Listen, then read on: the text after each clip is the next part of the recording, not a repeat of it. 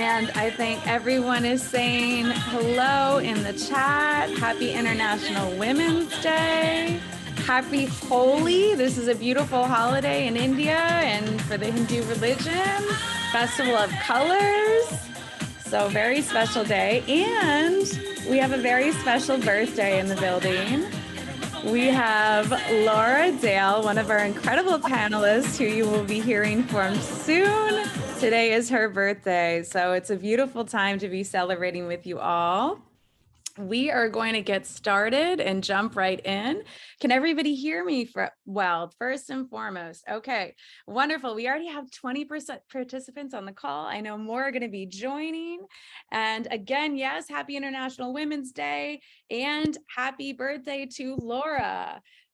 With that said, we are excited. I'm ecstatic to be here and to welcome you all to the first of its kind, the first Women in Beauty event and the first virtual event for Style Your Career. Style Your Career, I started back in November. Oh, and we have some friends saying hi, hello. I actually don't know how to move. We're going to have to move everybody who's not a panelist back into the audience, but I want to welcome all of our panelists as well, tell you a little bit about Style Your Career. Style Your Career is a company that I started back in November, and it's all about connecting the generations in the workforce and helping build the next generation of creative leaders. So with that said, we are here for a very special cause. Of course, it's International Women's Day, but it's also a special day to celebrate our partner, the True Beauty Discovery nonprofit organization. Every single one of you have helped us not only bring incredible awareness to this organization and the work that they're going to be doing. We will be speaking with our founder, Holly Folger, shortly, but also help her with the programs that she's creating. And the mission of this amazing organization is all about empowering young girls and women to find and discover what true beauty means to them, not based on appearance, beyond and transcending what we know in the commercial world of what beauty is. So, with that said, I would love to introduce all of our panelists here today and tell you a little bit about the event.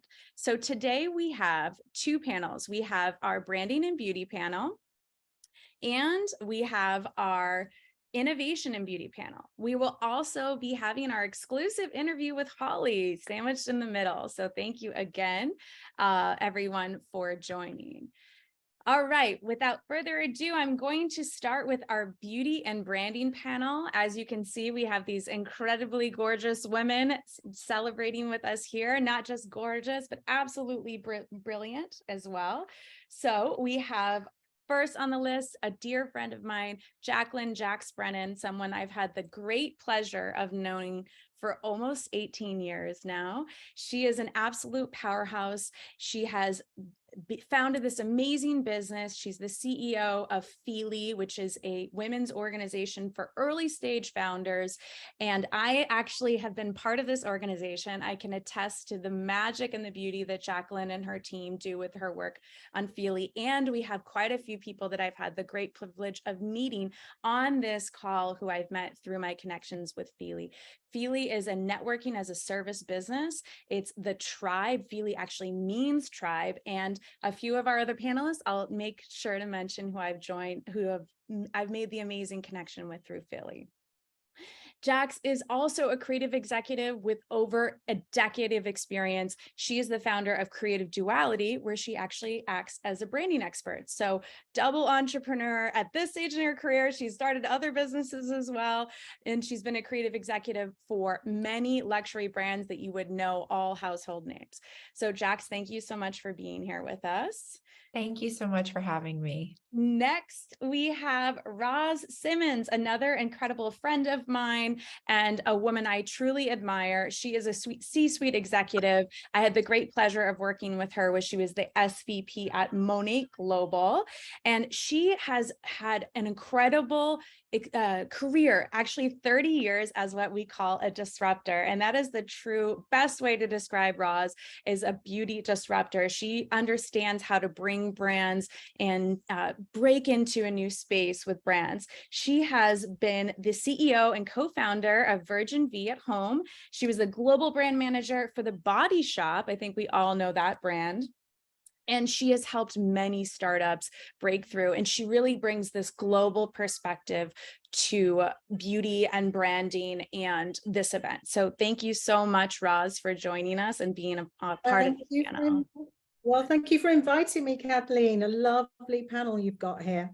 Yes, thank you. And last but not least, we have Ruhi Thakker, a great friend of mine as well. She is an absolute expert in all things brand management, public relations, influencer marketing, and she is the current director of influencer marketing at FORMA Brands and director of PR, both double threat, triple threat. She knows everything that you need to know about brands.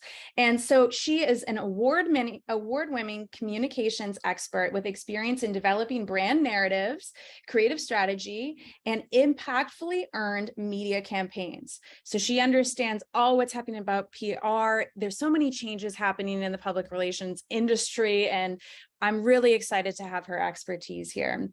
She's worked extensively with global brands, and like I said, she currently leads the team at FORMA, which is the proud parent company of a brand we all know and love, Morphe. So thank you all so much for being here. And without further ado, I would love to kick it off.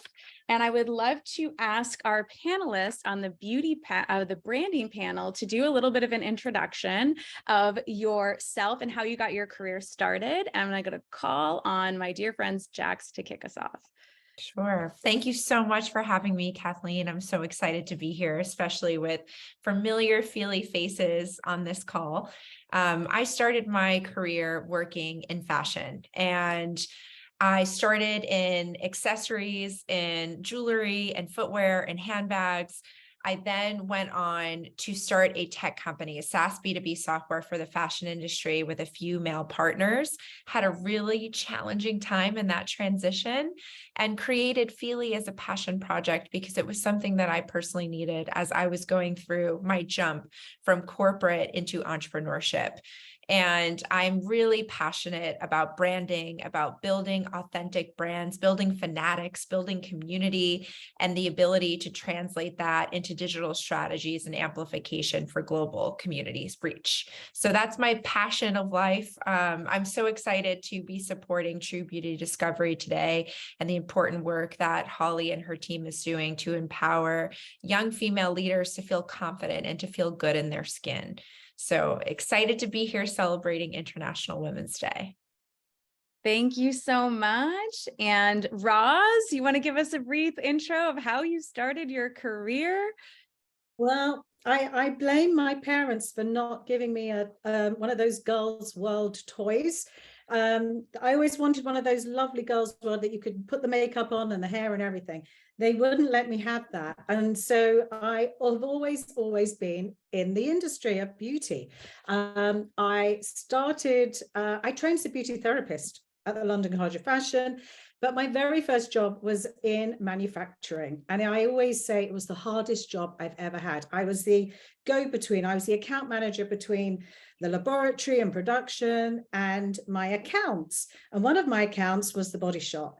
And I was very lucky because I had some makeup background. I was headhunted by the Body Shop, had the most dreamy job of global brand management, developing product. So if you said to me, what's the one thing I love the most? It is developing products, because ultimately as women, we are always looking for something to make us look less tired, a little bit younger, a little bit healthier. There is so many endless possibilities. So from there, as my career developed, then went into general management, particularly in retail and what was e-commerce way back when, moved into direct selling, and have really been in the industry globalizing brands. So taking brands, particularly from America, and making them work here, not just in the UK, but in Europe, because whilst the world is getting smaller and smaller, every country has its own nuances. But if you said to me, what is my one passion that gets me out of bed in the morning? Certainly it's working with amazing women, but developing product is my passion, I would say as well. So yeah, delighted to be on this panel.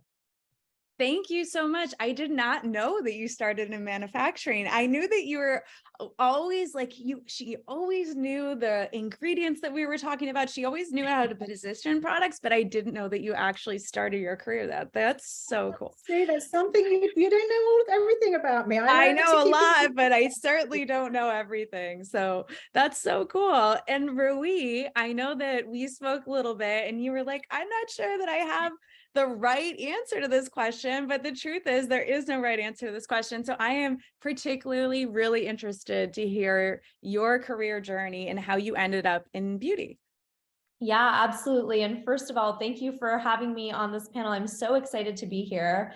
I've definitely had a non-traditional path to beauty. You know, growing up, I definitely was the little girl who would like steal my mom's Vogue magazine and to read it like on the weekends. And, you know, I always wanted to be in beauty and fashion. And I'm California born and raised. And, you know, being in San Francisco right after I graduated college, opportunities in both beauty and fashion were quite limited. So I actually started my career in the tech industry. I decided to, you know, join a small boutique PR firm where I got a lot of hands-on experience and really built my foundational skills, starting with startups, and then eventually moved my way up to represent a lot of consumer tech giants like Google. I represented their like Pixel division, their Home Nest. And, you know, that's kind of where I started. And I always kind of knew I wanted to eventually break into beauty and fashion. So in tandem with my day job, I actually started volunteering for Fashion Week as well as Dress for Success, which is the women's oriented nonprofit. And so, you know, rode that out for a couple of years and eventually ended up applying to this opportunity at FORMA Brands. And one thing that I learned along the way was, especially when you're so young in your career, those foundational skills add so much value, sometimes even more so than the industry that you start out in. And so really being able to transfer a lot of those skills and experience is what has made me successful to date and really does help me even in my job today. So happy to dive into it a little bit more later on in the panel. I love that. I think it's so special to hear when people don't have a traditional track. I certainly didn't have a traditional track. And it's just a good reminder that everyone has the ability to find their way into something they love, even if it's not the way that you thought it was going to be. And I know that you really have a passion for this industry. Awesome. Well, I would love to know, we talked a little bit about the fun things and how we winded our way up here to being in the beauty industry, but I want to know about some challenges. I'm going to open it up to anyone who'd like to share challenges that have stood in your way and things that you've learned throughout your career. I'm happy to go first. You know, it's interesting as I am been in the industry a very long time. I remember my 30th birthday very, very clearly, because it was the day I became a legal director of Virgin V Cosmetics, and it was a listed company. And I, you know, we've all talked about this, having imposter syndrome. Gosh, I had imposter syndrome big time because I felt really young. I felt very out of my depth. And I would say for a long time, I felt like that. I wish I had, and I did have mentors. I had some great mentors, but I don't think I ever had a mentor who said, enjoy this moment because you'll never have this time again. And I think when I look back, yes, I tried to be possibly someone I wasn't naturally. I maybe along the way definitely, you know, wore the suits, wore the high heels, did the whole thing of the person I thought I needed to be. And my advice and obstacles really to overcome would always be, you know, don't lose our femininity. That's our superpower as women. You know, we can multitask. We can multitask like no one else can. And, you know, that combined with emotional intelligence and all the things that go attached to being a woman, I would always say, you know, don't be ashamed or don't be scared of who you are. But whatever role you're doing at this moment, enjoy it, because you'll never get this time again. It goes so quickly.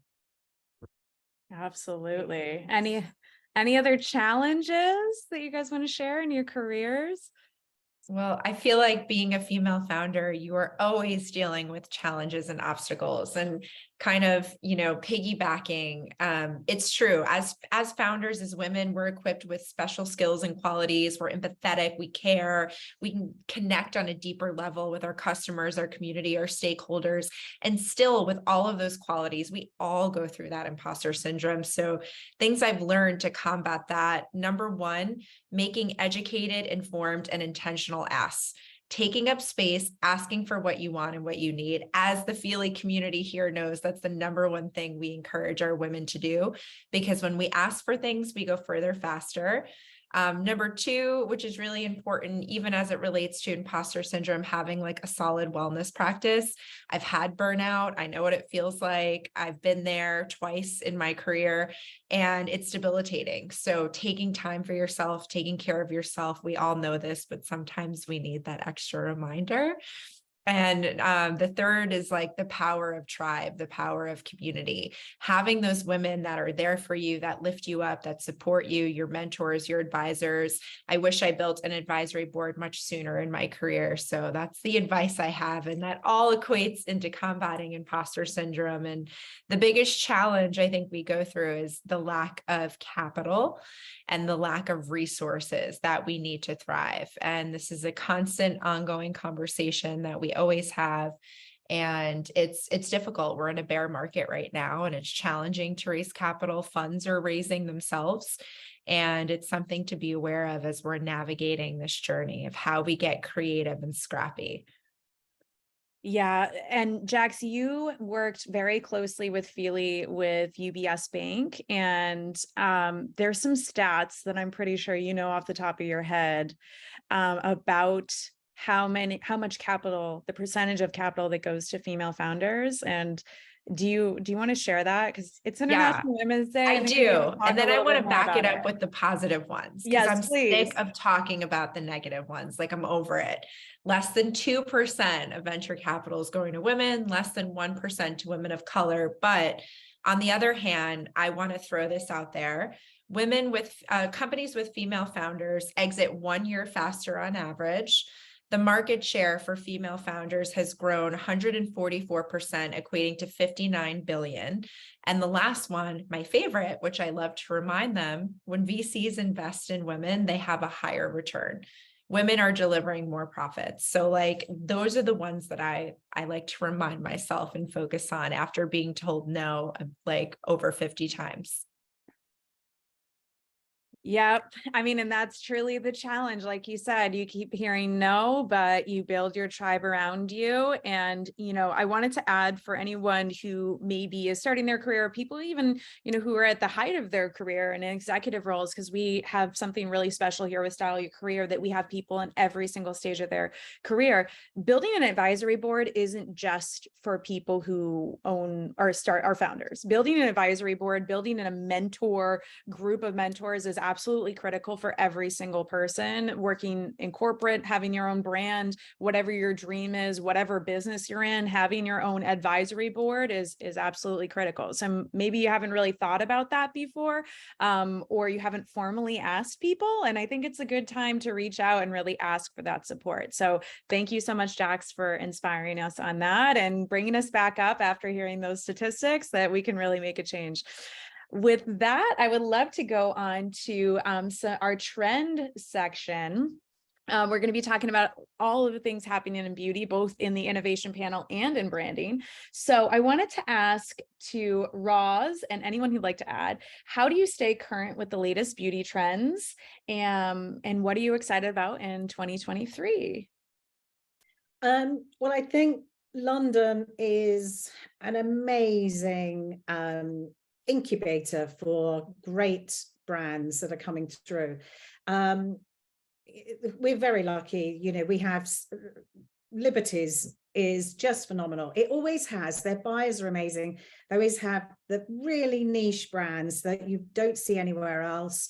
But then they've got really traditional brands as well. It's such a good mix. But I would say I read a lot. I read everything I possibly can.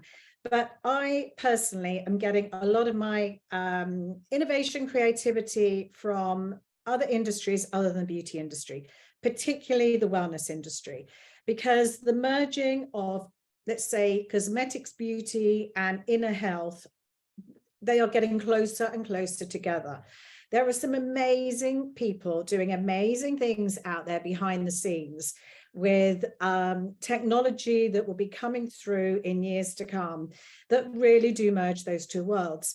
I'm really proud of this. I have to be honest. I'm going to blow my own trumpet for once, but I trained as a nutritional therapist recently with that aim, because I really felt that the world of beauty was moving into a much more holistic manner, because ultimately, skin deep is only one thing. It's what we're ingesting. It's our lifestyle. It's whether we're getting enough sleep. It's how we're coping with stress. It's how we're coping with our age cycles. All of those things affect our skin and hair greatly. So I am going full circle. The trends for me, I'm getting are really from the wellness industry, and how you take all those good things and put them into cosmetics products, albeit they will always be cosmetics products. So that's where I get my inspirations and ideas from. I love that. And Jax or Ruhi, any other trends or places that you look for trends? Ruhi, do you want to take this one? Yes, I'm happy to take this one. So as somebody who does PR, I have to really emphasize, I, love reading like my daily magazines that I do. Glossy, Women's Wear Daily are kind of like my top two. They're out there doing the research, these editors. And so they make it so easy for the rest of us to be able to stay on top of trends and really understand what's going on. I think, the beauty industry in general has shifted since COVID, since the pandemic. And we've seen so many indie beauty brands pop up. And so I find that, traditional, going back to the magazines and publications, are kind of some of my top resources that I reference. Love that. Love it. And Jax, do we just go to our cool hunter? We have a friend who's a cool hunter, part of Jax's board. That is her title. That is what she does. We just I feel like I'm lucky. I have the cheat code. I go to my community. Yeah. My beauty routine has been Lee Organics. I live by it. The founder of Lee Organics is with us today. I do the beauty mask. I do my mist every single night. So I go to my community of, what are they using? What are they passionate about? Asking other women, and also inspired by social media, seeing what new products are trending, what our community is saying. So that's how I'm finding my cool stuff. Yes, absolutely. Absolutely. So I know we talked a lot about what trends we're excited about. What about brands, and what makes a brand stand out now? There's so many brands. There's brands popping up right and left. Some really cool things happening in the industry, but with just the huge movement towards people starting skincare brands, how do you stand out to anyone who wants to take it? I'm happy as I'm a bit far ahead on time zones here as well. So I would say it's how a brand makes you feel as a customer is really important. You can develop great product, but ultimately, in my experience, I have always tried to think of the customer first, because otherwise they're not going to buy your product again. They might like your product, but if they get a bad experience or they find it hard to, they need to get a really good shopping experience. Quick click through, buy, off you go. Or in a retail environment, really good, honest advice and service, not someone just trying to, up the sale. I want really good service. So service or whatever channel we're in is really important. I think also it's looking at other industries and seeing how other industries give great service. I use a really good brand. It's called Hush. It's a clothing brand. It's not that expensive, but they did a really interesting pop-up in London the other day. And they did a collaboration with a flower company, and they were handing out poses of flowers to customers. I just think that's really, but from a social media standpoint, and Ruhi, you'll know this more than anyone, you know, the power of the feel-good factor now against that brand, you know, it's at the forefront of my mind, where maybe I hadn't bought from for a while. I might go back there because I get a really good, warm customer feeling. So customer service from A to Z, all the way through, how that brand makes me feel as a customer, that I'm not just a number, that I mean something to someone, and it's very personalized service as well. Yeah, and kind of going off of that too, just kind of elaborating on what Ross said, I think it's brands who tend to succeed are brands who've identified who their audience is, and from the product quality all the way to marketing, all the way to even the shipping of the product and it arriving in your home, that whole kind of full funnel experience is so, so important. And I think, you know, going back to social media, I think there's a number of ways to kind of effectively tell stories, but I'm finding that the brands who are really successful are leveraging influencers, press to kind of find those right brand advocates who are authentic and can help them kind of reach their end consumer. Love you know, that. I think the authenticity is underused. I think, you know, we as consumers, we can see through when the brand is trying to, you know, pull the wool over our eyes, and so to speak. So I think being honest, being authentic, being personalized service all the way through is really important for a brand to stand out, but also to sustain. I think that is, you know, there's so many brands that launch all the time. How many brands last 3 years, 10 years? You know, that's the challenge. How do you get brands to, you know, stand the test of time? Absolutely. And I think there is such a focus I'm hearing just across the beauty industry with a focus on Gen Z. And I think this generation, more than the rest, really does care about mission-driven brands. Yeah. And, you know, they do have this curiosity to go educate themselves on products, on ingredients. And so I think, you know, also having somebody who is, you know, whether it's an influencer, for example, having somebody who brings a different set of credibility to the table and can help authentically tell that story is, I think, what helps brands break through. And you know, that activist side is really important. I wouldn't say I'm an activist per se, but you know, a lot of my informative years were spent at the Body Shop, which, as many of you know, is such a campaigning company. And for years after I'd left Body Shop, I wouldn't buy my petrol at BP garages, because, you know, they were destroying the Amazonian forests. And, you know, as a campaigner, that's when it becomes really, it's in your blood. It's in your blood. And people are looking for companies that match their own philosophies and their own, you know, their own way of being in life. I think that's, I don't think it's not brand and customer anymore. The two have merged more than ever before. Absolutely. You just covered what I was going to mention. I feel brands are driven by purpose over profit and impact. It's really about impact when we look at the Gen Z community and the social good, social enterprise. And I think that's where customers are really connecting, especially in this new generation. And some other trends that I've just been seeing as a consumer, customization. That's been huge in the beauty industry. So it's something for us to think about, how customers are actually getting involved in being able to match or make something that feels right and unique for them. Love that. Jax, I wanted to ask you, as you're developing brands for your clients, we're talking about all these different aspects of making a brand successful. What are some of the ways that you set them up for success? I know you have a very unique coined process that you take them through. But when you're really thinking about all these different things that a brand can have, and it seems like it's almost required now, right? Customization, sustainability. How are you setting your clients up for success when you're creating the brand from scratch?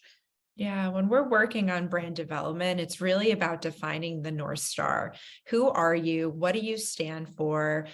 How do you want to translate that to your customers? What are your values? What's most important for the brand? So it's defining that, and then it's creating, the voice and tone and the strategy of how we're going to amplify that to the masses.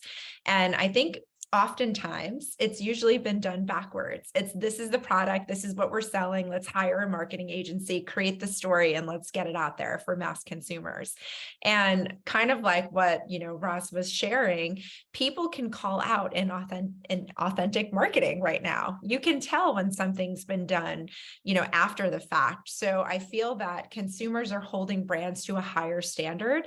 And that's my process. Who you are, what are the values? How are we going to define it? Creating a North Star so that everybody that's involved in the company is in the same page and it has that total alignment.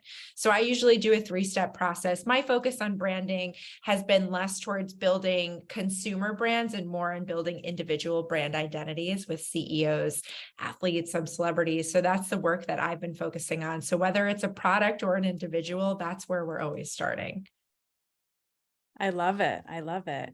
And for Roz, since she represents our true global perspective, which I'm actually very excited to see that we have people from three different major countries joining for us right now. And I am so glad that our chat's working. I'm actually going to launch a poll so we can see where the majority of us are zooming in from. So anyone feel free to join the poll. But with that, Roz, I wanted to talk about globalization. And, you talked about how you bring brands, a lot of the brands starting in America and bringing them into the European market. But how do you really approach globalization of a brand? And then you've also talked a little bit about pivoting when you get into different markets. So I'd love to hear from you on that. I was thinking the other day, I don't think I've ever worked for a company that has had a brand name that has worked globally. And I'll give you some examples. I remember at the Body Shop, and obviously I was responsible for the global makeup brand colorings. And in the Middle East, you couldn't show faces. It was really challenging. So you've got that standpoint. The Body Shop often came up as a car mechanic place for those people who didn't know it. When I worked at Virgin in itself is a word that doesn't always work in the beauty industry. Certainly Virgin V, is it Virgin Vi? Is it Virgin V? There's all these words that you think when you're creating a brand, oh, that's perfect. We found it. We can trademark it. Yippee-do. But then you realize it doesn't necessarily work in other markets. That word might mean something different.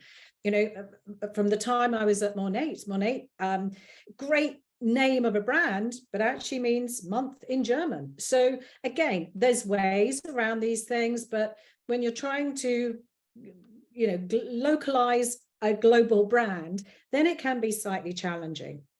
I think generally, in my experience, the best sellers of products in the beauty industry are the best sellers wherever you go. There is very little variation. And I remember developing a range of products.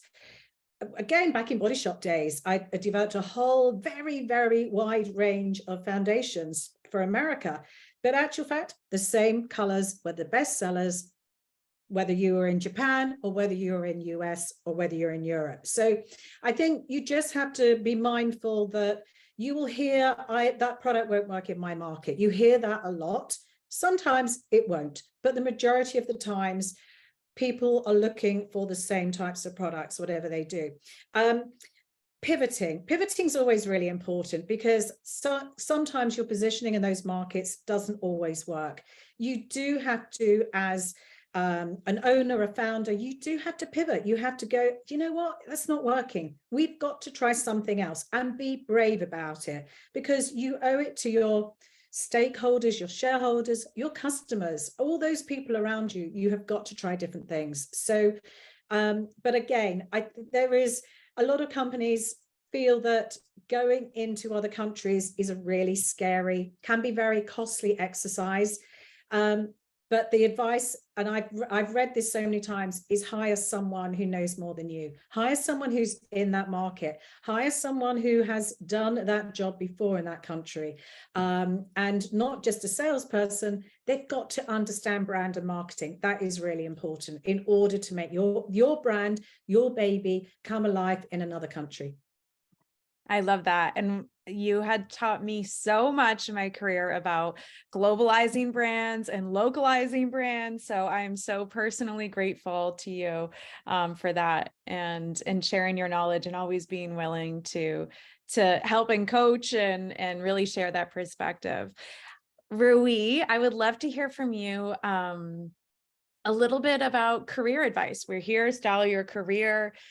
So what advice do you have for someone who's looking to advance their career or starting their career in marketing and creative and PR? I mean, your experience is so broad, but what would you share is some advice that you would have for everyone joining? Yeah, I think my answer to that is kind of dual-ended. I think going kind of off of what we were talking about earlier, I think traditional paths are easy to understand. They're straightforward. I think if you're in that position, it's great. But I do have to emphasize, non-traditional paths can also get you where you are. I think where there's a will, there's always a way. And in tandem with that, I think really, really focusing on the foundational skills that you're building, so that you can kind of continue to build on those and really find your strengths that will help carry you through. The other thing that has really been on my mind, just within this economy, when I coach and mentor other former colleagues or people kind of within my community, is really emphasizing, not making fear-based decisions. I've found oftentimes in my career, as I've made leaps into industries that have felt really unfamiliar, I've almost doubted myself and been like, I don't know if I'm ready to take this job. Maybe I need to settle and stay a few more years within my comfort zone. But I find that, taking a chance and really challenging yourself to make those decisions, even though they might seem scary, can end you up in amazing places. I love that. I love that. Roz and Jax, I would love for you to leave us with your career advice as well. Well, I was going to say, I get uncomfortable when I'm comfortable. And I think that's the entrepreneurial side of working in companies that, they've been startups. I think virtually every company I've worked in has either been a startup or I have tried to start up in another country. So personally, I get very twitchy when everything is very status quo. I don't like that. In terms of, developing talent, I honestly, I have come across the most amazing men and women in my career. I've always had a policy that when they leave, and people leave, that they have learned way more than when they joined. Otherwise, I haven't done my job properly. And I'm going to give a shout out. She can't be on the call. She's actually in Dubai, but one of my really, really good friends, Chloe Langer, she, and Kathleen, you saw today, Chloe worked for me. I literally straight out of uni. She took the very, very brave step of working with me in couple of other startups and was so proud. She started her own business out of Dubai and is really going great guns. She's just become CMO of a women's charity. And again, she's one of my success stories, but there are so many people I am super proud of who I've worked with. I don't ever think I've really mentored them. Maybe I have, maybe I haven't, but I have helped them certainly learn more than when they joined, and they're going on to amazing things. I'm super proud of the people I've worked with. Absolutely. And I'm a testament of that as well, of someone who's really learned a lot from you, and you've always really pushed me. And, it is really beautiful, the tribe that you create and the people that you influence over your career. Jax, bring us home with some career advice. What do you have for us? So my biggest piece of advice for everybody tuning in is that you are a brand. You are a walking brand. You have to think about yourself, how you're marketing, how you're speaking, the information you're putting out on the internet. Start to think of yourself as a brand as you're developing your career. Get yourself a mentor, ask someone to coffee, take up space. And the worst that can happen is someone says no, and then you can ask them again at a later point, but don't be afraid to ask and build your mentor, your advice. And lastly, leverage your network. Think about who's in your community, who you can get support from, and don't be afraid to ask for help when you need it as you're navigating your career. So that's my advice. I love it. Thank you all so much for this brilliant, insightful panel. I'm so honored to have you all here and for being so grateful for you just sharing your knowledge and being so open. I think that's really special. I think that's something that we need to continue to do. And especially today on Women's Day, remind everyone that there's no gatekeeping, that you can find really great people who are there to support you throughout your career. So thank you so much. I will be sharing a recap email for everyone who's joined, and I will make sure that we share the ways to get in touch with these incredible women. So without further ado, I am going to launch our next poll, actually. So, and please, all my panelists, help me answer this question. So if you were on a deserted island and could only bring one of the following things, what would it be? And then also make sure to write some of your favorite products in the chat. If there was one specific product that you would bring, you got to tell me which one that is. I'm seeing some, this is the thing I'm going to tell you, and I know that a few of you are going to know the answer to this, but it's a little bit of a trick question. So, I'm excited to see everyone's responses. And without further ado, I am excited to be introducing another true and dear friend of mine. Holly Folger is the executive director and founder at True Beauty Discovery. She is also quite literally a movie star. Every time I see that, I'm like, you're so beautiful. You look just like a movie star. And then I'm like, it's because she is a movie star. So she is a Hollywood actress as well. And I've had the great pleasure of getting to meet Holly through Fylí. That was Jack's organization. We were paired in a cohort last year. I didn't know I was starting a business last year, but here I am. And Holly's been a great support to me and just an inspiration. And when I thought about this event, I thought it was so cool, of course, to be sharing all about women in beauty and sharing information, but I really wanted to make sure that we were making an impact. And I thought, do I know anybody who has a beauty charity? Like, who should I get involved with? And of course, Holly came to me as I was flying from one place to another in my brain. And as soon as I landed, I texted her. So I'm so glad that she's been on board to share her mission of what she's doing with True Beauty. So I have this amazing bio that I need to share with you. So she is not only the executive director of the True Beauty Discovery nonprofit organization, she is also an accomplished actress, producer, and writer.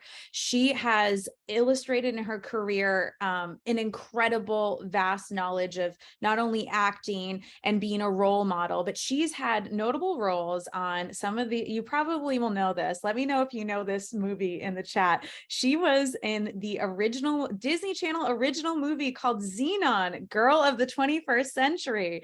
And she was also on Ellen. She's been all over the place. Every time I talk to her, she's reminding me of another incredible story. And her story is really beautiful. And we're going to jump into that really soon about how Holly came to this place of not only being a Hollywood actress, a quite literal movie star, but a true role model in every sense of the word. So Holly, thank you so much for joining us. Oh, and now we're going to ask you to unmute. Hi. There she is. Okay, here's our movie star. Well, okay, so I think we've gotten some good answers on the deserted island poll. It was a trick question. The answer is sunscreen. There is no other correct answer. So I think most of you guys got it, but I'm still excited to see everyone's top picks. And I know Roz was prepared because she has all of the products in the chat. So definitely keep sharing all of your favorite products in the chat. And Holly, I'm so grateful again to have you with us. And I wanted to ask you a little bit about the foundation. Tell me about the work that you're doing. I know that the mission is all about empowering young girls and women to find their true beauty. Tell me a little bit more about that and the work that you're doing right now with your foundation, with your nonprofit organization. Sure. So our mission, the mission of True Beauty Discovery, is to provide a platform to educate, equip, and empower girls and young women to understand that it is their individuality that makes them powerful, capable, and beautiful. I don't think there's anything more beautiful than the individuality of a human being. I think that's where that beauty comes from, and that's one of the reasons that I started True Beauty Discovery. I honestly think that the empowerment of girls and young women is one of the most important concerns of the 21st century. And I think we need to focus on that. And I think we need to really educate ourselves and really support that. There was a recent CDC study that came out in February, which was the statistics were alarming. And one of the statistics was that 57% of teen girls in 2021 reported feeling sad, hopeless, and depressed, which is the highest it's been in a decade. And you start to think, well, aren't things changing? And you know, isn't there more empowerment for girls and women? And sure, I think things are changing a bit, but they're not changing enough. And so, you know, that's something that needs to be looked at. And that's something that we need to take responsibility for, you know, our daughters and our mothers and our sisters and young people. So I feel incredibly strongly about that. I think that every single girl should know her potential and her possibilities. And I think it's up to us to help that and kind of to nurture that. So I love that. And Holly, I spoke with you and I've been so inspired about your journey and why you were so compelled to start this organization. I know that you experienced a lot of things in your life. You were bullied when you were younger. You obviously have survived and thrived the industry that is Hollywood. And you have a daughter of your own as well. So tell me a little bit about what compelled you to start this organization in your journey. Well, I was bullied as a kid. And, you know, I was, when I was in middle school, I mean, it was tough. I was really skinny and I had braces and I had these enormously big glasses. And I mean, it wasn't happening. And I got, you know, I did get bullied and that stays with you. Whatever anyone says, that stays with you. So that as I grew up, you know, and the braces come off and you get contacts and that sort of thing, that piece is still there. So it was always this thing for me. And as I became an actor, it's you know, it's interesting because there's that piece of you that's an artist and an actor and wants to express yourself. And yet at the same time, if you're in the industry and you're in the TV or movie industry, a lot of it's about how you look. It just is. And, you know, there's a term in Hollywood when you, like on a TV show, and a friend of mine who's a producer mentioned this to me once, and the term is aspirationally pretty, which means that that actor or, you know, or actress who gets that role needs to be aspirationally pretty to the audience. Which again, it's as an actor, when you get in that place, it's very, very difficult because many times it does come down to how you look. It just does. And I was very at odds with that. And it was difficult for me. And I think it affected my career quite a bit. But it wasn't until my daughter, Sasha, came into my life that it took on a very different color for me. It became personal to me because when it was about me, you know, it's just like, oh, it's me and I can deal with that. But when it was about my daughter and I saw my daughter go through the same stuff that I went through, it was just, no, I'm not going to do this anymore. If I can make a change here, if I can do something to shift this narrative, I will do that. because as an actor in Hollywood, as you get older, it's also that the roles, they're different. And I wanted to make a difference in another way. So I founded True Beauty Discovery, but I must tell you that my daughter encouraged me. She helped me, and we talked about it, and about not accepting the status quo, not accepting that this is the way things are, because you can make a difference. So I founded True Beauty Discovery, and we have our initiatives, which are our workshops. We have a speaking series, and we're developing a docuseries. And I'm really incredibly proud of what we do, because I did it from the ground up. And everybody from Fylí who I've worked with knows that. I mean, they know what I went through to do this. And I get very passionate about it because it is my passion. So thank you. And I know that you shared that message with me about how it's just something that clicked for you when your daughter started to experience some of these things as well, and dance and just the pressure on women and our bodies and to be aspirationally pretty. And I wanted to ask you, with that being said, like, how much credit do you give the beauty industry, the fashion industry in Hollywood for upholding these cultural images and challenges we face as women? I really think our culture needs transformation in the areas of beauty and how girls and women are perceived. I also think that it's one of those things that it's almost like a white noise. We are so used to certain beauty ideals and certain ways of being that we can't even hear it anymore. And I just think that it takes constant awareness, and it takes consciousness from us to start to see that and see how it's affecting us and our children and younger people. And yeah, I think there needs to be responsibility from the media and beauty industries. And I think that's slow coming, because I think sorry about this, but I think a lot of it's about profit. And I think that, I think there needs to be accountability there in terms of representation, honesty. You can't put an ad out that's been photoshopped, that it doesn't even look like this person, and be like, hey, look like that, because you can't look like that because it doesn't exist. And I think that that's damaging. So that's, I mean, yeah. And those are some of the things that you would like those of us who are marketers and heads of brands and people who are aspiring to be heads of brands to really think about. And what are some of the other things? You and I talked a lot about the Photoshop and really transparency. That was what you were really asking for, is, okay, you're finding that when you're speaking to young girls, the filters that are happening, just it's so much of a part of our culture. So is there anything else you feel like, as marketers and influencers in the beauty industry, that we should be doing to further this cause? I also think that there's this whole question about representation, and I've studied, I've looked into this a lot. And as a human being, if you don't see yourself represented in the media, it's like you're invisible. It's like you don't count. It's like you have no voice. And start to think about that in terms of what you see in marketing, what you see in ads, what you see, in film.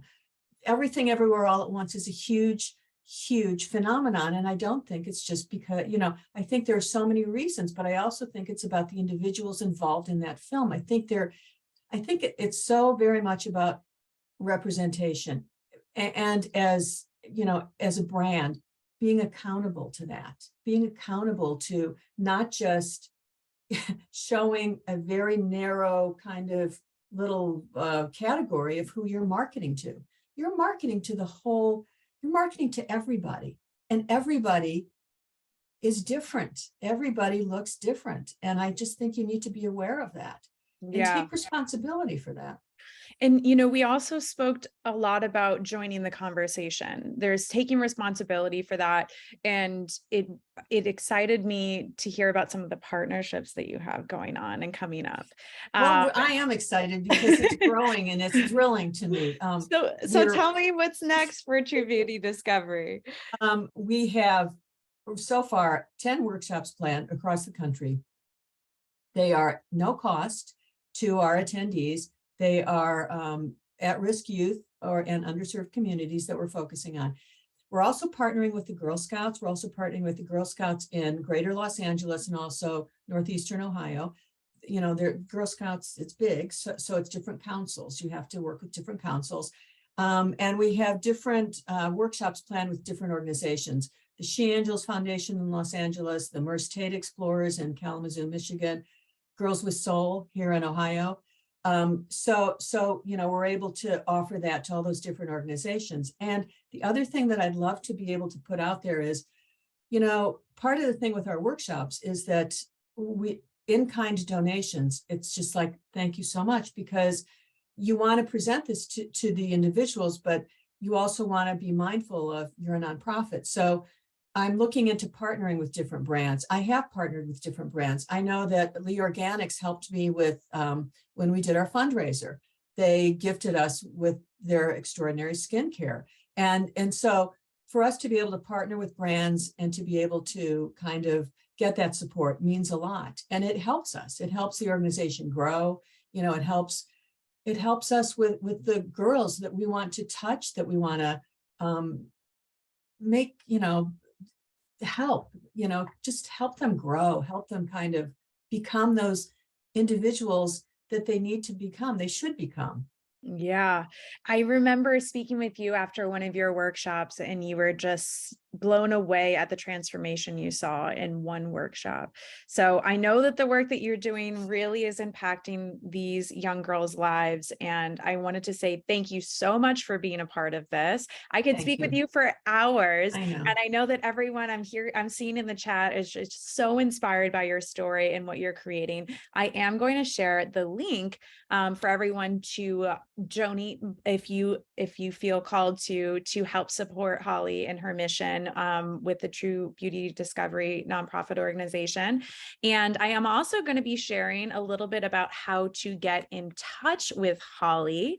So if you want to get in touch with Holly, here is her. And of course, this will again be shared with you in the recap, but you can click the link in the chat if you'd like to make a donation. Again, all of the ticket sales are going to benefit True Beauty Discovery. We have 20% going to the organization. And we also have Holly's contact. If you are a brand or you are in a location that you think could benefit from one of her amazing seminars, please make sure to reach out to her. So you can take a quick screenshot of this if you'd like to connect with Holly, but also don't worry, we're going to be sharing this with you after the event. Thank you again so much, Holly, for being here and for sharing your wisdom and the beautiful work that you're doing for the future of women and young girls. Wonderful. Well, I am excited to introduce our next panel. We have our Innovation in Beauty panel. This is what I know everyone's been so excited to stay, and everyone who's continued to stay with us. We have an incredible group of women that I am excited and honored to introduce, starting with my friend Smitha. Smitha is a Chief Innovation Officer. How perfect for the Innovation in Beauty panel. I was honored and beyond ecstatic when she agreed to join us, because Smitha has had an absolutely incredible career. I have to actually read this because it's just so fantastic. So she's not only a CIO, she's also a brand advisor. She's worked for many different startups and large organizations, and she's had 2 successful exits of companies that she's worked for. She has a track record of using innovation to transform organizations while creating brands with stickiness to drive growth.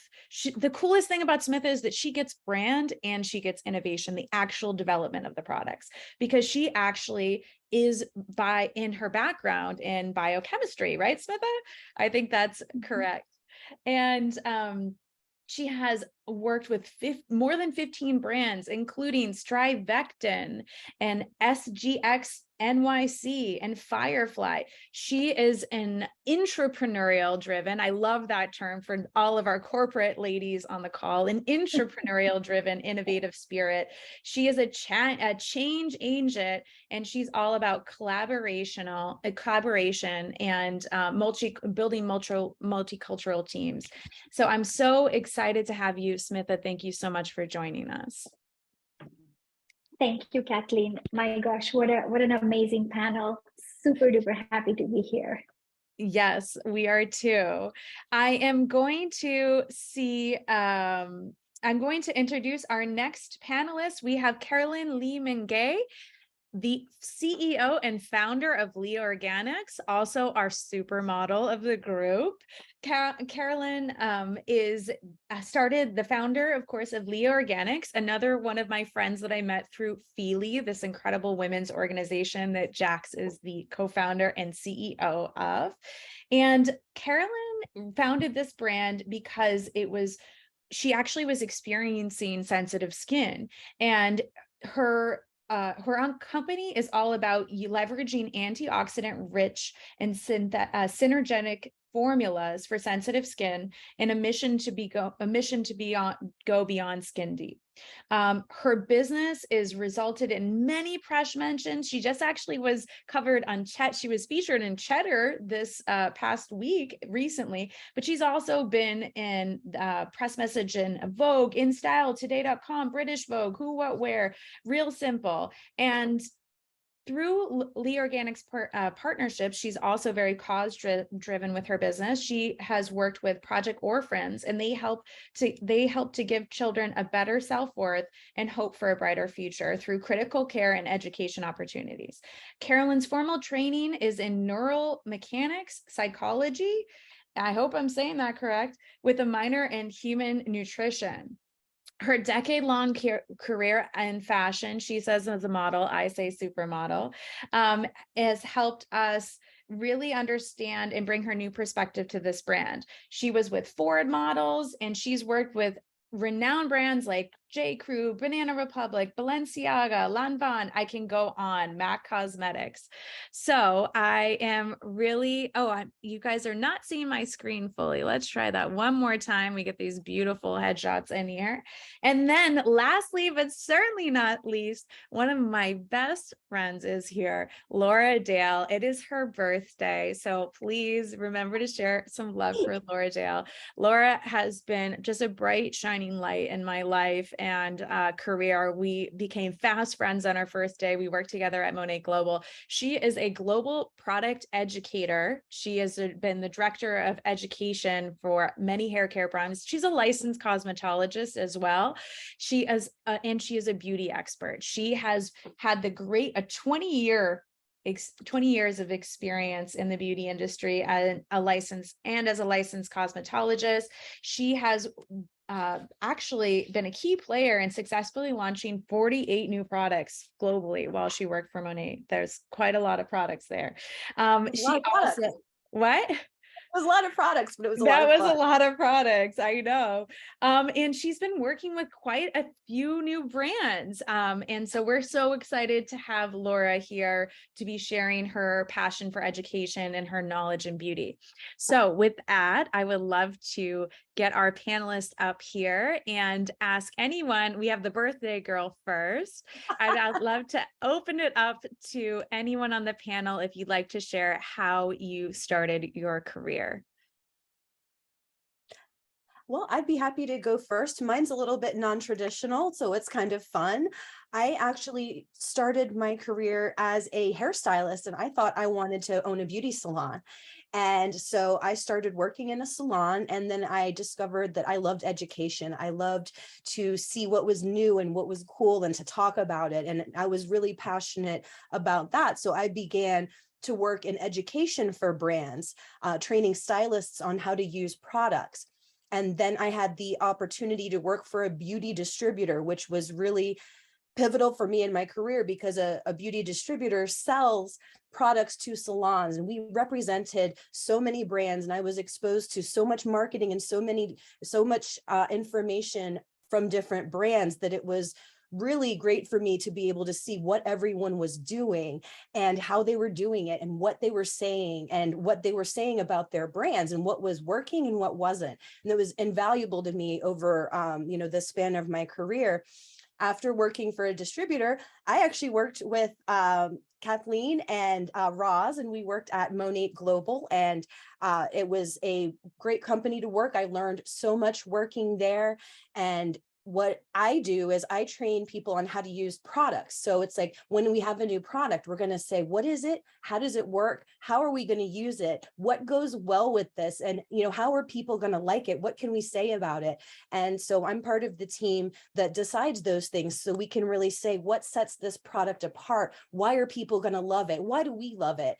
And sharing about what makes that particular thing so great. So that's what I do now, and it's super fun. And thank you for the great introduction. I have been in the beauty industry for 20 years, and it is my birthday today, so we can do some math on that, or we can not. Well, you look beautiful, and we're so grateful to have you. And Carolyn, would you like to share a little bit more about your career from supermodel to founder? Sure. Yeah. So first of all, Kathleen, I'm so happy to be here with everyone. You, all of you are so incredible. And this is like such a hope-filled panel. And like, I love the conversation so far. Holly, what you're doing, your mission is so incredible and so needed. Like our world desperately needs this message. So super honored to be here. My journey has been super non-traditional too. Like I was born and raised in Malaysia, and I feel like all my life I've always been like swimming upstream. First generation immigrant. I thought I was going to be a research scientist. I started out in neuroscience, specifically neuromechanics. I was running experiments, but I've always loved making things and problem solving. And I've always struggled with sensitive skin. I've had contact dermatitis and eczema all my life. And I even had a health scare between 2010 to 2013, where my skin became so sensitive where like supposedly hypoallergenic products would like cause my eyes to swell shut. So I've gone through it all. Like I really, really understand. Like, and when you're a model too, and you struggle with skin like this, it affects your self-esteem, right? So I think we can all, as women, kind of relate to that to some extent. But how I got to Lee Organics was very non-traditional. Like I said, I got scouted while I was in grad school to be on a TV show. I was on Battlestar Galactica. Long story short, that led to me coming to New York, signing with one of the top agencies, Ford Models, and then just like thinking I might do it for like a few years to travel the world and get some experience of this exciting world of fashion, which I knew nothing about before I started.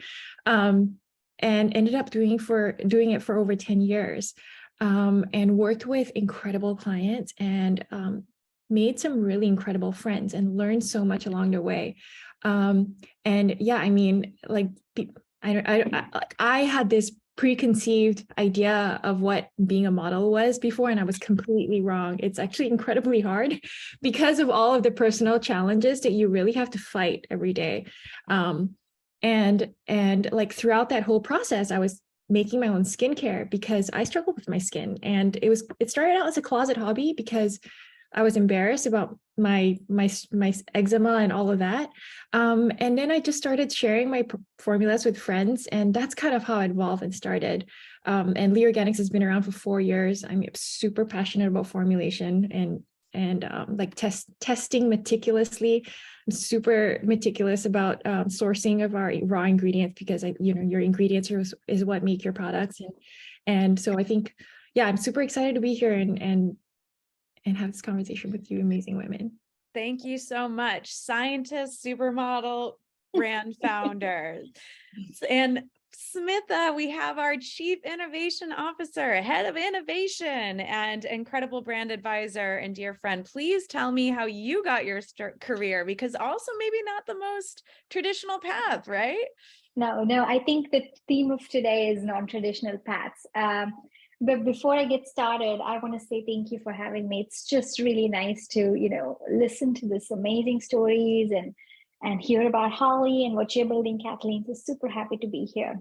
And so my story is very different. I'm Indian American, as you know, and true to my background, science and technology, and you're either an engineer or a doctor, right? That's how you grow up. For the longest time, I really was gravitating towards biotechnology. I went to graduate school for that. I never thought I was going to be in beauty, ever.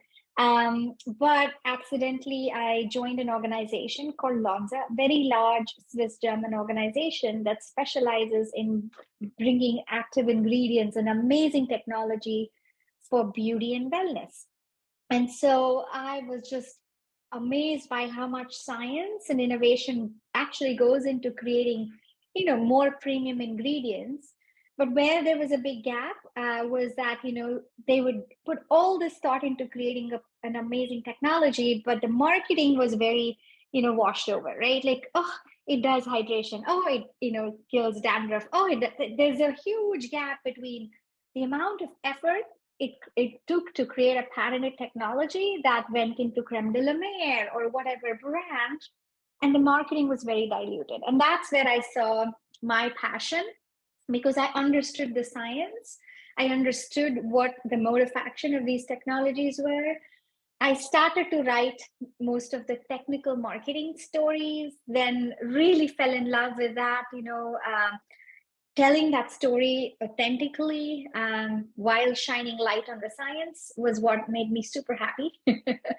And then just moved very quickly into marketing, worked with some of the brands that Jaclynn mentioned. Everywhere you go, ingredients became very important. I'm a product formulator myself. So it's really, it's that perfect recipe, great science, but great delivery, right? That's what makes an impact on consumers.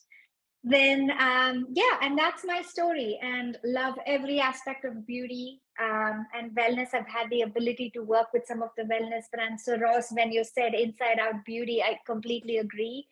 Skin is your largest organ, as they say, but there's also connectivity that consumers are seeing between your skincare, personal care, beauty, and what you put in your body. So that's my story. Yeah. I love it. Thank you so much, all of you, for sharing how you got started. And just like our branding panel, I would love to know some of the challenges and the bumps along the way. Anyone want to start? Laura, I feel like you're ready. Well, I mean, I've had a lot of challenges, and I'd be happy to share some of the things that helped me get through them. One of the things I've learned along the way working for multiple companies is when things are going to happen, things aren't going to go your way, and you're actually going to learn more from the mistakes you've made. I feel like I've learned a lot more from the mistakes and what not to do and how to address things differently in the future. As well, even more learning than from the wins that I've had. I feel like you have to go through a lot of no's. You have to be comfortable with hearing no, or hearing, I don't want to do that, or, I don't want this or that. When I worked for the beauty distributor, we worked in sales. It was a startup company. So I was responsible for bringing on salon accounts to buy all of the products that we sold. And I was personally going into these accounts and talking to salons and owners. And I can't tell you how many, I would go in about 10 salons a day and talk to them about products. And I heard no all day long. I would walk in, they'd be like, no, I'd be like, oh, can I talk to you about shampoo? They'd be like, no. I'd try to walk up to a stylist and talk to them. And, sometimes they'd say yes, and they'd want to see what I was, what I would be offering. But most of the time it was no. So you have to be comfortable with hearing that no, and you have to be okay with it. And it takes some getting used to. And, if you hear that no, or if your idea is shot down and it feels bad, or something, hasn't gone the way you wanted it to, or intended, take a minute, feel bad, take that minute, feel bad, and then move on. That is the best advice that I can give for, challenges and obstacles that you face. And it takes some time to get to that place where you can do that. Not going to lie, it's been, in the past recent few years for me that I've been able to let things go. But I find that once you're able to do that, you can really move forward. And that's the thing that's made the biggest difference for me personally. Yeah, I completely agree with you, Laura. For me, maybe I'll just take the baton here. For me, the biggest obstacle was really inherent bias. People did not expect a brand innovator to come from a STEM background. Yes, it still happens today. It's, very untraditional path. And so Especially when you work with very large companies, they tend to pigeonhole you in a box, right? You're either R&D or you're marketing, and those two hands don't talk to each other. So there's a couple of things that I think that really helped me. First, I would say the tribe aspect. So really, I resonate with that. Make sure you choose your mentors very wisely, and they have to be diverse, right? Get somebody from an area that you know nothing about, like operations, right? Or somebody who's in your core field or somewhere else. The better, more diverse perspectives you're going to have in your mentorship or advisory board, the better rounded you are. The second thing, for those that are younger in their career, I would say, don't be a generalist. Really get very, very good at something, whatever that might be, right? Be a specialist, at least early in your career. Then you can add on. So that's what I did, certainly for myself, right? Because I came from a STEM background, analytical thinking was something I was very, very good at. So I built on that, and then I got my MBA and really worked on my marketing skills. And actually that was very helpful because I was leveraging my strength from what, my entire career was analytical thinking, right? And so that really helped me. And there was an army of mentors. They're like, no, you're telling the story right. They kind of push you forward.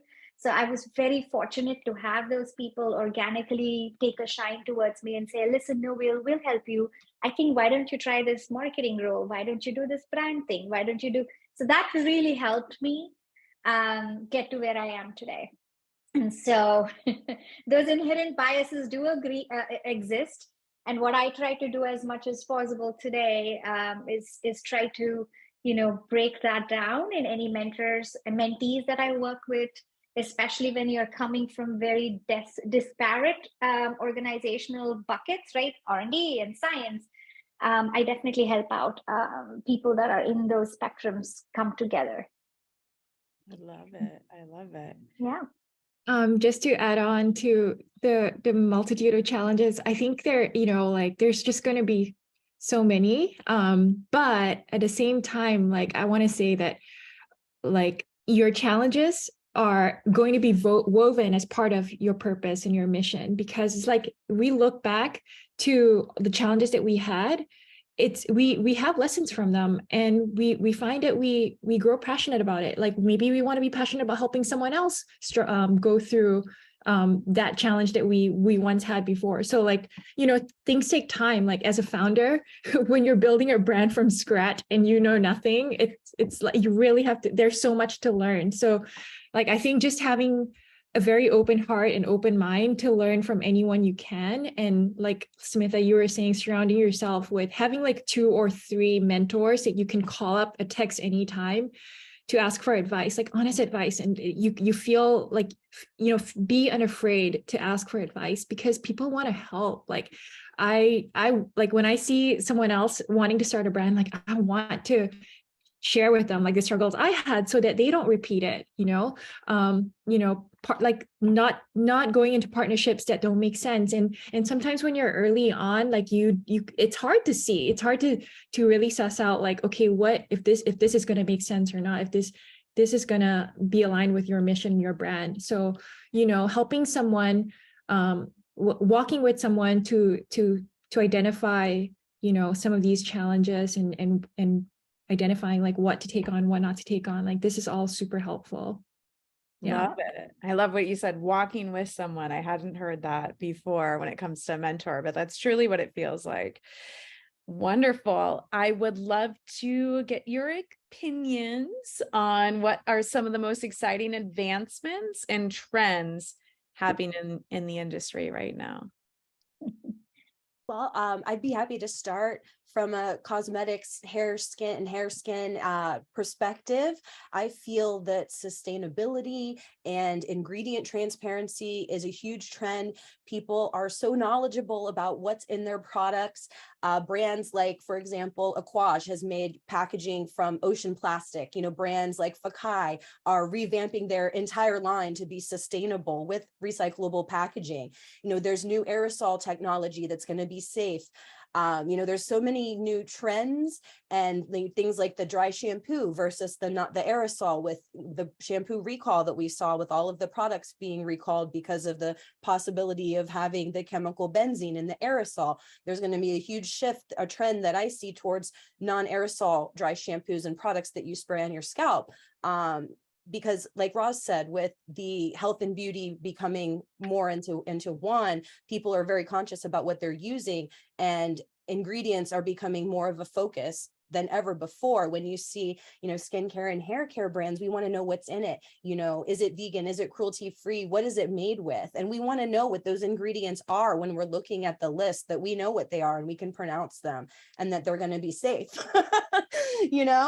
So I feel like that's the big trend that I'm seeing, just being more ingredient conscious, more in general for hair and for skin products, and to have revamping of packaging. Brands want to have, they want to have the ingredients that people recognize that are good. They want to be able to have recyclable packaging. Everybody wants those things, and I'm here for it. I love that trend because I want those things too.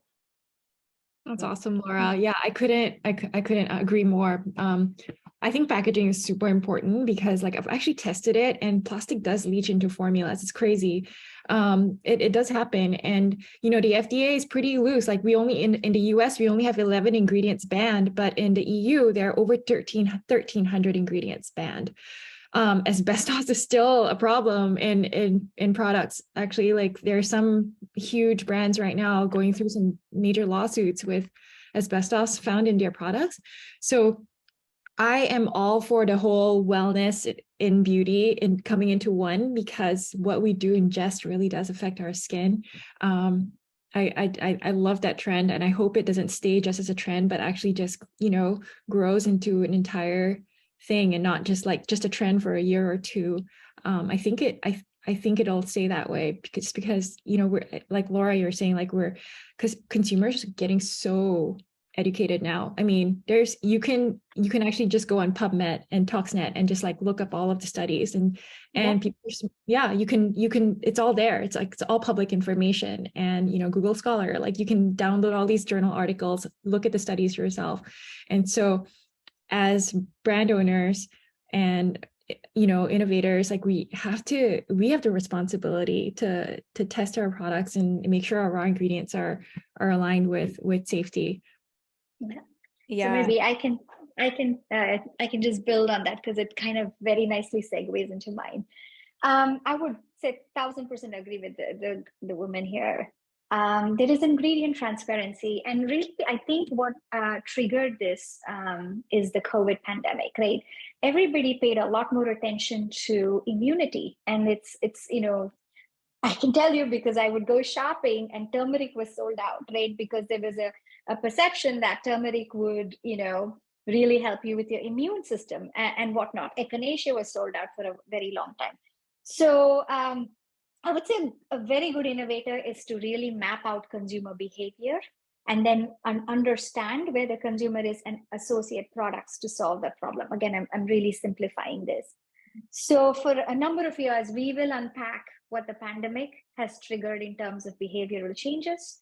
That being said, I see 2 or 3 very big trends. The first is, I want to call it moving from clean beauty to clinical, right? So clean chemistries and clinical performance coming together, right?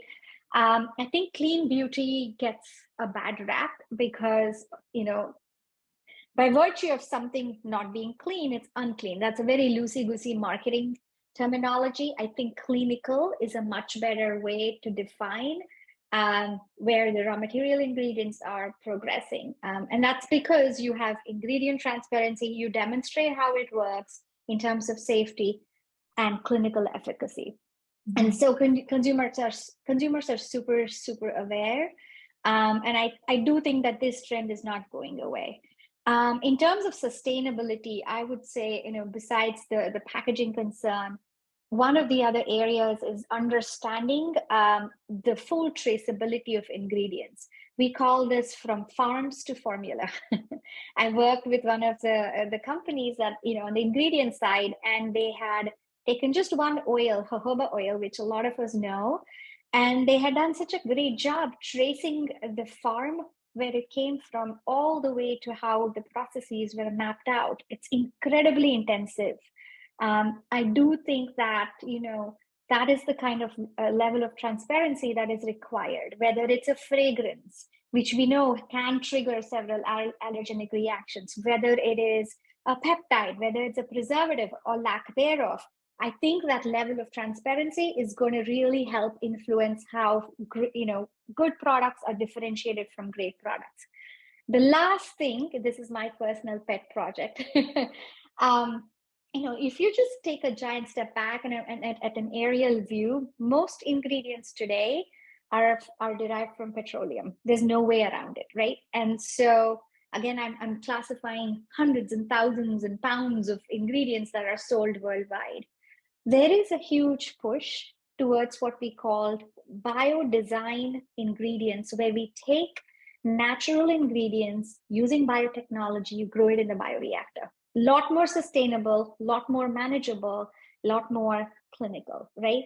And so you see some of these animal-derived ingredients that are transformed using biotechnology, whether it's collagen, whether it is elastin, hyaluronic acid, you have both chemical synthesis and through fermentation. So this push is really going to be the future, albeit it's going to be a little bit more expensive. So more of the premium brands will adopt this first before it gets translated into a mass. So that's what I see. Huge. Yeah. Wow, those are amazing insights. And I love how you always have, in our conversations too, you always have these kind of descriptors that are so easy to catch on to. And it's like, I'm going to remember farms to formula, bio-designed ingredients, clinical, like this is the brilliance of your marketing and your, scientific and analytical brain. And I love that you were able to just give us truly a vision of what's happening in the future. I wanted to, on the topic of kind of ethics in the beauty industry, I wanted to ask a little bit more about how do you approach ethical considerations such as animal testing, sustainability in your work and product development? I was thinking, Carolyn, I know this is something that's important to you, so I'd love to hear your perspective. Yeah, happy to chat on this.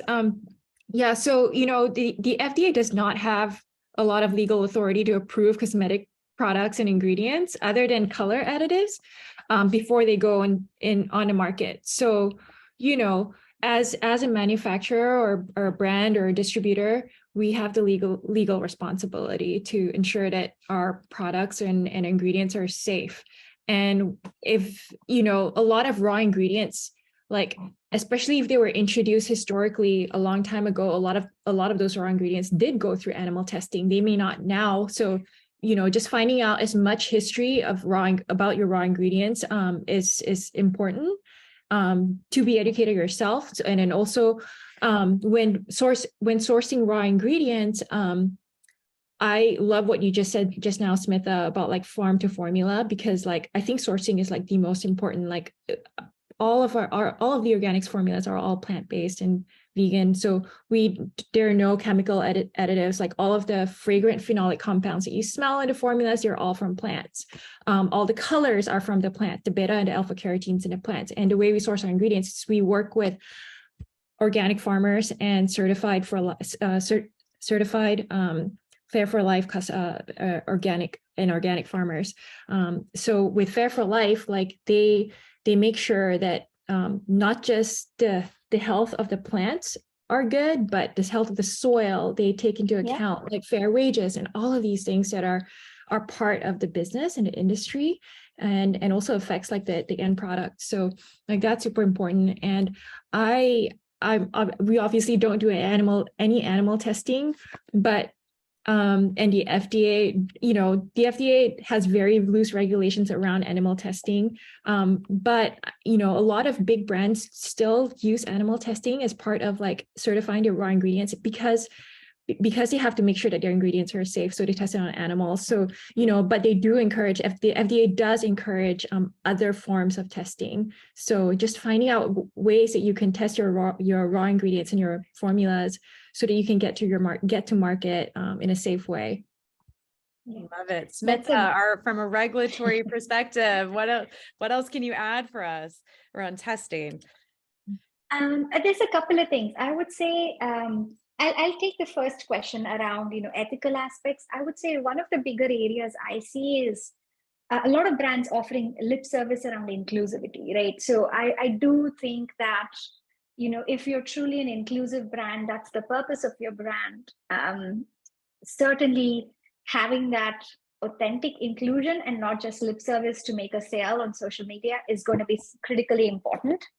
I do think that consumers are very smart to pinpoint when you just post something and then you turn around and support a bill that might be completely contradictory, right, to that. So I do think that people are connecting the dots a lot more, and that is something I think is going to be important. 100% agree on on the panel here around animal testing. It's really most brands have the aspiration to grow internationally. Ross had mentioned this earlier in a different context around how challenging it is to grow into really important markets like China, where animal testing is necessary to enter that market, right? So it's really that dichotomy. Frankly, we do not have a solution yet because it includes multiple regulatory bodies around the world and harmonized approach to actually have a non-animal alternative that doesn't exist today. But that's something that we, a lot of big, giants like Unilever have invested in finding that alternative to animal testing. And I'm very optimistic we'll get there in the future. Oh, wow. I think that will be really a huge advancement for us as an industry. We are all at our time. I am going to launch this last poll, which is what beauty trend are you most excited about? So I put that in the chat that everyone can vote on. And I wanted to see if there was one word that our panelists could share that represents a goal or a vision or a mission that you have for this year that you're working on. It's a tough one. I'll share mine to get you started. So last year it was all about vision, and this year it's about action. That's my word for the year. Anything that resonates? Anyone want to go? Yeah, I can go next. I'm reading a lot around mental health and how it's been thrown around. And listen, I do think that that's such a meaty topic. I like this one word called imprint because every action you do, whether the food you eat, the products you use, the lifestyle you have, is going to have an imprint on your mental health. So that's also a mantra for me, because I found that I burn out a lot. So it's like me consciously making that imprint to be a better leader. But I'm hopeful. I've started my own entrepreneurial journey. I'm hopeful to have an imprint on the brands I create. So that's my mantra for this year. Love it. Love it. Carolyn or Laura, did you come up with anything? So I'd say like my one, it's not one word, it's maybe 3 words, but it's just like remembering your why. I kind of had went through like a sort of a mild burnout at the end of last year too. And it's like, I had to just take a step back and remember again, why am I doing this? And I think whatever journey we choose to be on, remembering our why is the most important thing, because it's the one thing that's going to carry us through the highs and the lows, and there's going to be lows, and that's part of it. It's the beautiful part of it. Love it. Love it. And Laura, what do you got for us? Bring us home. Well, what I'm working on this year is action. I'm going to take action and make the things happen that I want to make happen in my life, so that I can reach the goals that I've set for myself, personally, health-wise and career-wise. So I'm going to be all about action this year. So thank you, Jaclynn. That was awesome. Thank you all so much. Thank you everyone for hanging in there. I'm launching one more poll, which is for a little bit of insight for me. If you guys could help me with some of the next event topics you might be interested in for another Style Your Career event. Don't forget, I'm going to be sharing a recap email so you can make sure to connect with every single amazing person that we heard from today. And without further ado, I just wanted to say thank you again so much for your support, for sticking with us, for joining, to our incredible panelists, to the True Beauty Discovery nonprofit organization for sharing their work with us. And please keep in touch if you'd like to keep in touch with Style Your Career. Again, we are on social media. You will be hearing from us again. I hope you can still see it full screen. And just thank you so much again. You can take a quick screenshot and we will see you soon. Thank you so much. Thank you, Have a great guys. day. Happy International Women's Day.